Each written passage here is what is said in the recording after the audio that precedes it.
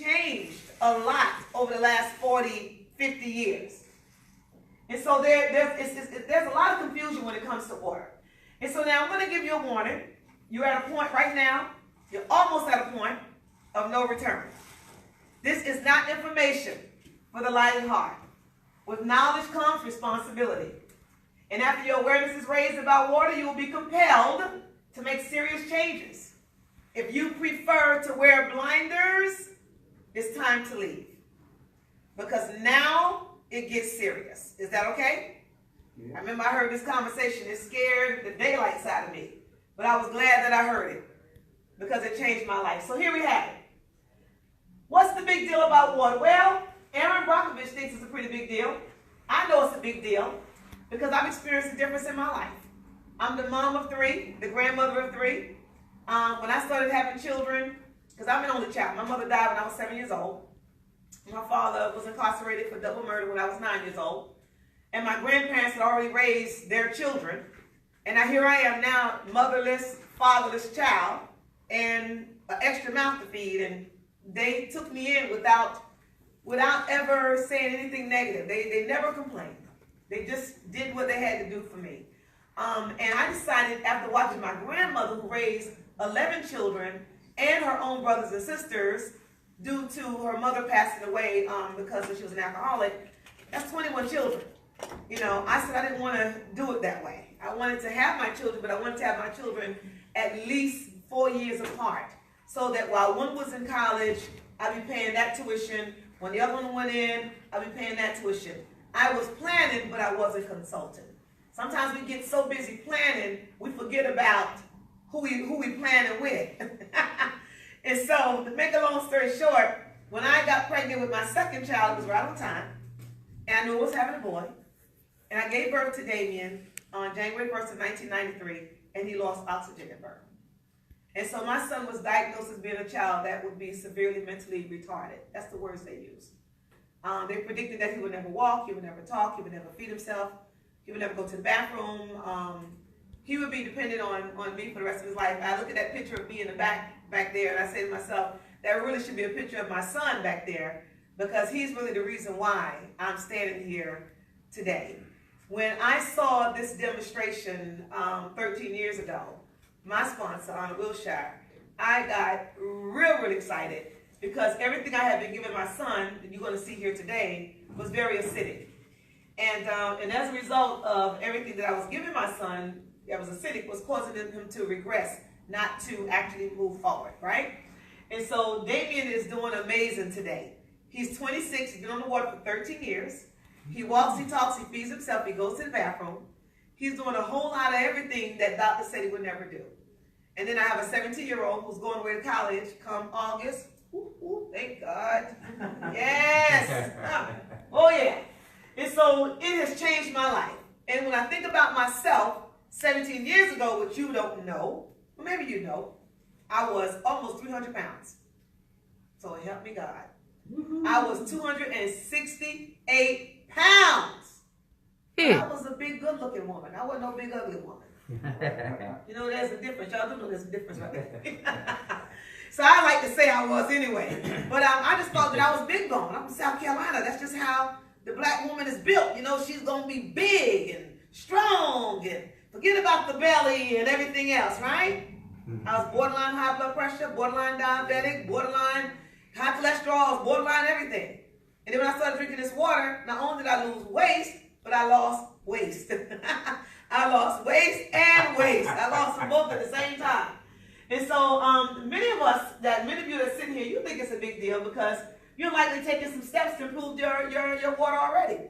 People are craving bottled water. We just discovered today in our training that people bought more bottled water in 2017 than they bought soda. First time ever, bottled water surpassed soda sales in 2017. Can you imagine?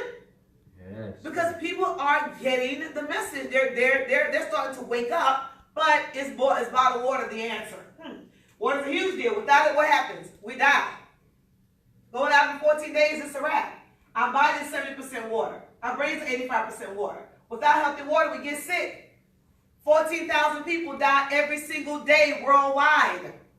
from waterborne illnesses, and 11,000 are children under the age of 5 years old. That's a problem. That's a problem. But we tend to believe that we can help the problem. And so let's just go through a little bit of history, and then Ivy's going to come and do a demo, and I'm going to show you some compensation, a compensation plan, a part that you probably never seen before. It's going to blow you away. But you got to be here to see it. Yeah, people stayed all day because they were so excited. And so anyway, people have always been concerned about having healthy drinking water. I didn't think about healthy drinking water until I came to New York, because water was water, okay? Medicinal water has been around forever.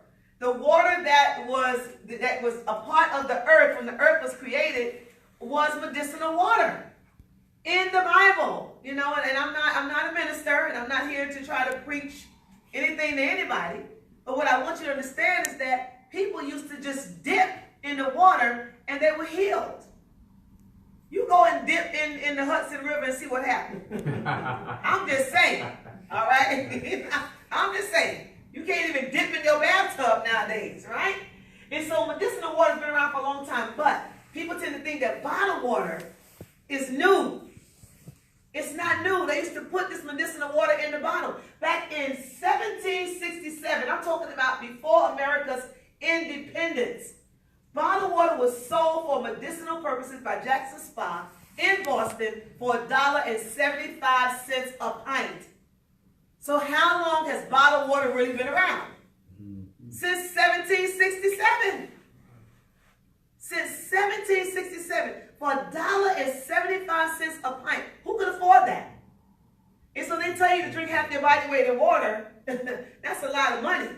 That's a lot of money back in that day. But by 1856, over 7 million bottles were being produced annually at Saratoga Springs, all for medicinal purposes. People were getting sick, and so they were selling this water. 7 million bottles.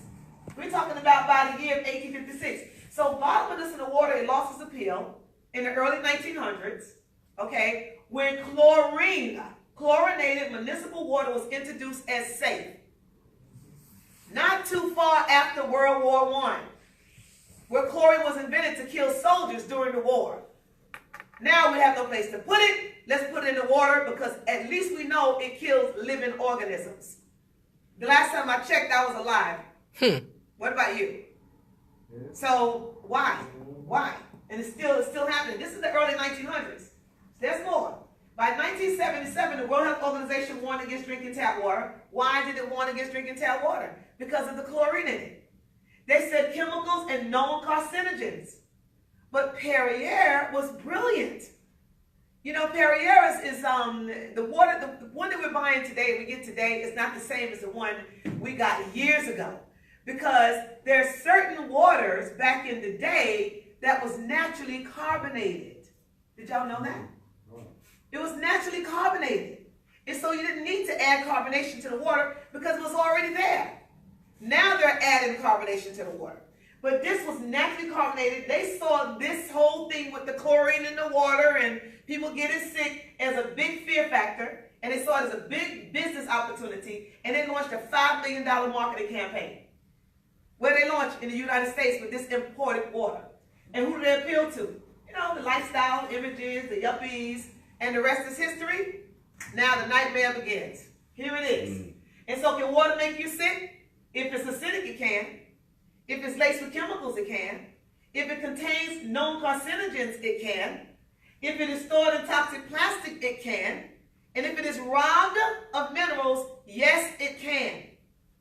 It's killing 14,000 people every single day worldwide, and 11,000 are children under the age of 5 years old. I believe it's making some people sick.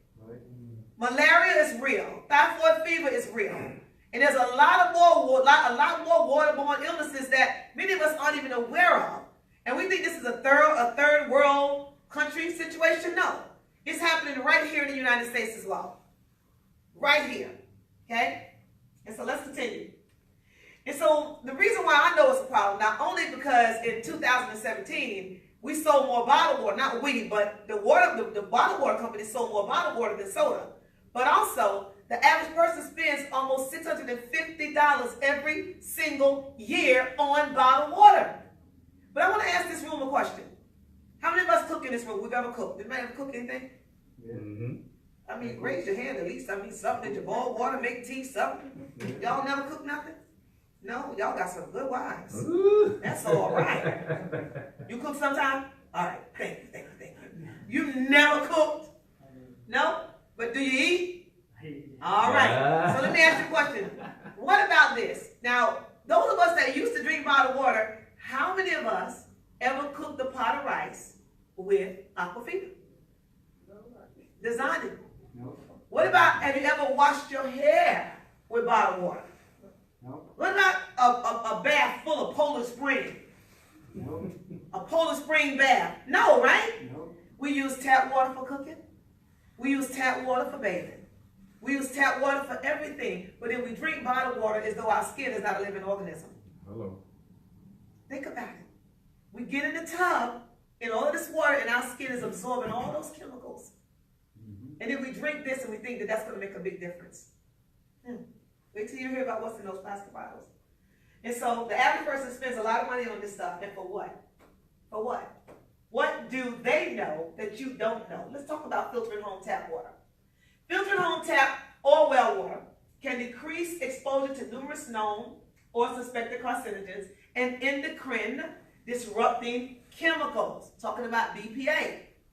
What do these chemicals do?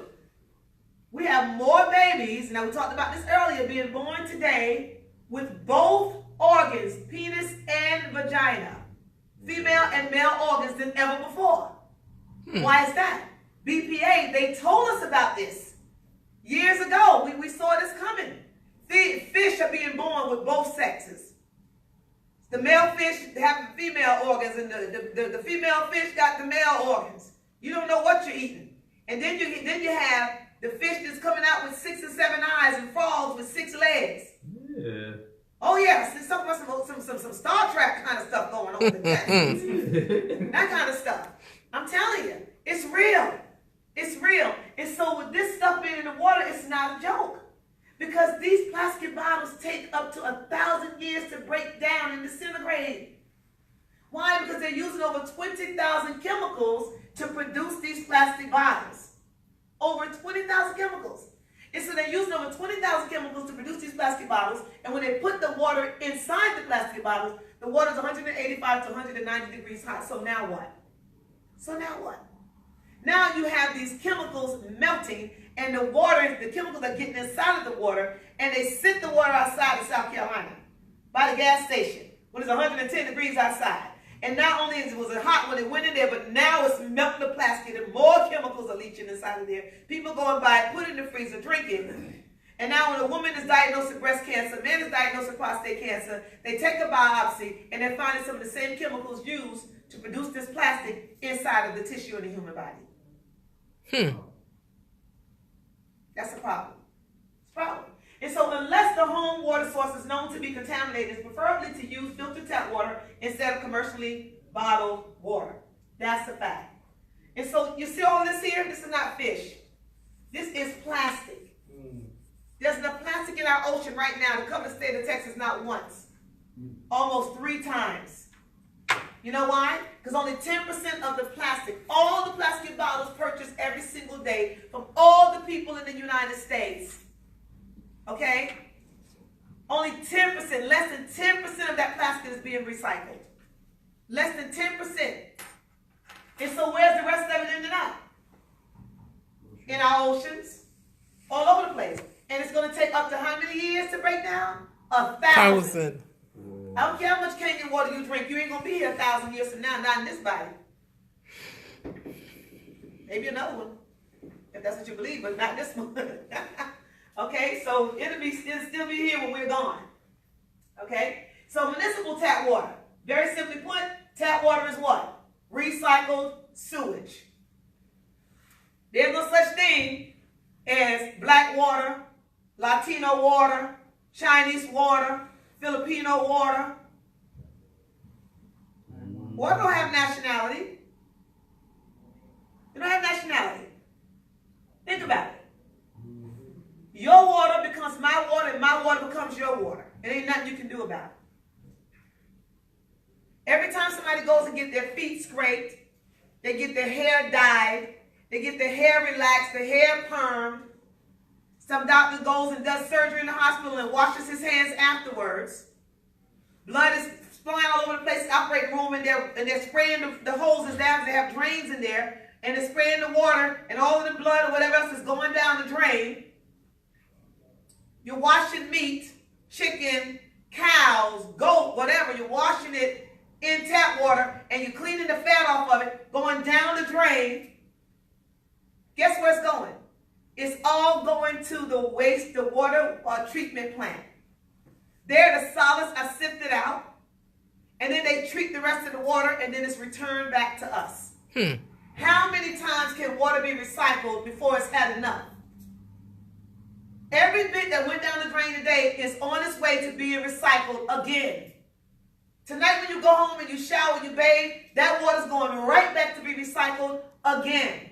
And it happens over and over and over again. So what are we going to do about it? What are we going to do about it? That's why we're here today. And so chlorine. Woo, this is a problem. Chlorine. Let me share something with you. Simply stated, and I can see this because I pretty much know what it says. So I'll read it to you guys. Simply stated, chlorine is a pesticide. Not by what I say, but this is the definition coming from the EPA. And they say the purpose of chlorine is to kill living organisms. And get this here now. When we consume water containing chlorine, it kills some part of us, destroying cells and tissues inside of our body. Now, Dr. Robert Carlson, a highly respected University of Minnesota researcher whose work is sponsored by the EPA, he says, he sums it up by claiming that the chlorine problem is similar to that of air pollution, and adds that chlorine is the greatest crippler and also killer of modern times. Can you imagine? Of modern times. And the sad thing is this, women and men, when you get in the shower, okay, our breasts don't go inside our chest and we zip it up. It would be nice if that was the case, but they don't. Men too. When you're in that shower and that water is hitting you on your chest, hitting your body, what is happening? That chlorine in there is going inside of your skin. They have discovered that 50 to 60% here, right here. Women with breast cancer have 50 to 60% higher levels of this chlorine in their breast tissue than women without cancer. Whoa. But it's still being dumped in our water every day to kill living organisms. And we bathe in it. We cook with it. We put our babies in it, our grandchildren in it. We wash our hair in it. All of that. And then we wonder, why is it? Why is it that this cancer thing just won't leave us alone? Because we keep playing with it. I know that hurt, but just shake it off. Because I got to be real. I'm sorry. Y'all came here for the truth, didn't you? Yes. All right, then that's what it is. And so reverse osmosis is a reasonable option in ridding chlorine and chemicals from water. It is commonly referred to as dead water. A lot of people in Long Island are buying these reverse osmosis systems. You know why? Because of the flume. Write that down. We live in Smithtown. There's a flume. It's called F-L-O-O-M. Do your due diligence. Flume. Now, in Long Island, they were warned about this over 20 years ago.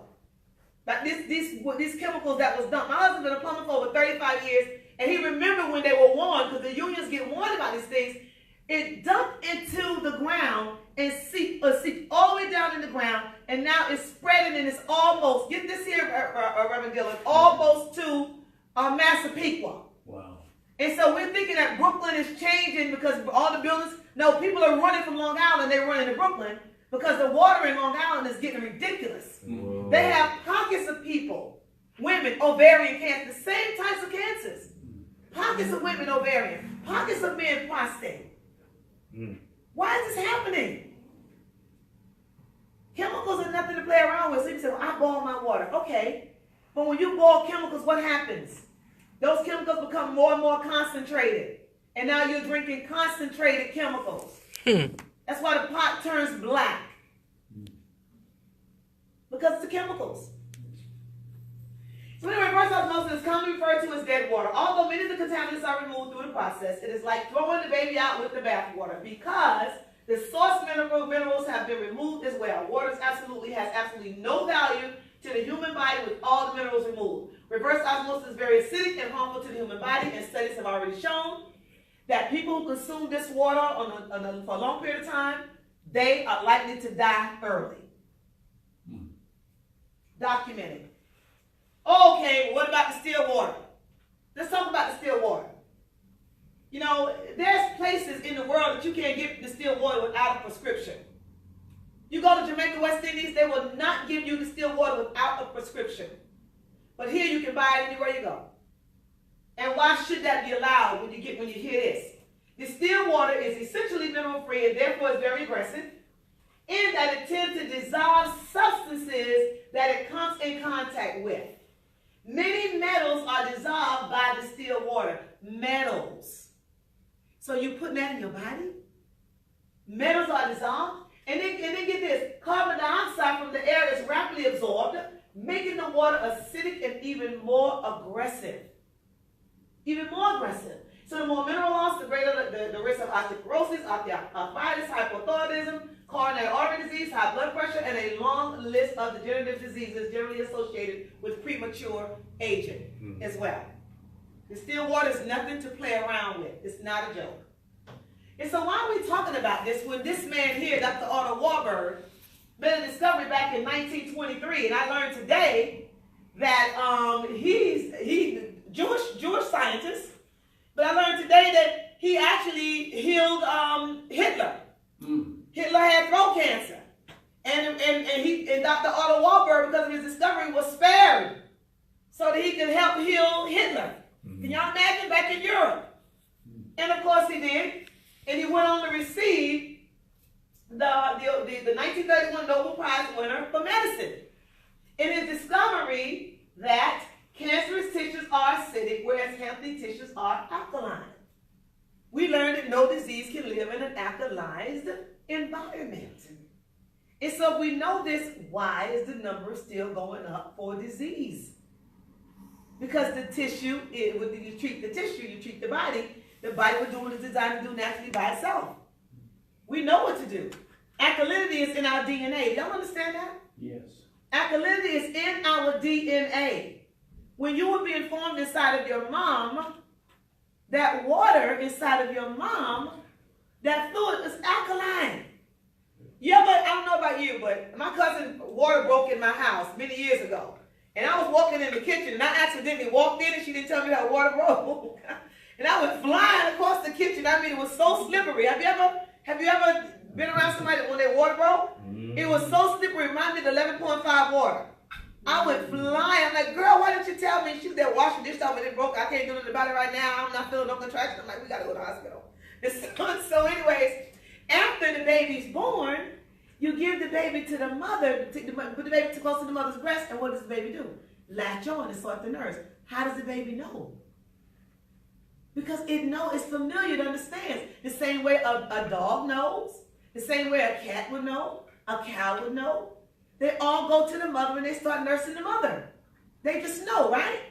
Y'all understand that? Yes. And so it's no wonder why when you come here and you try this water and you start to get a few benefits because your body responds to it, because the water's not curing you.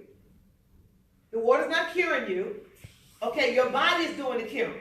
When you give your body what it needs, your body can heal itself. You do understand that? Yeah. Your body can heal itself.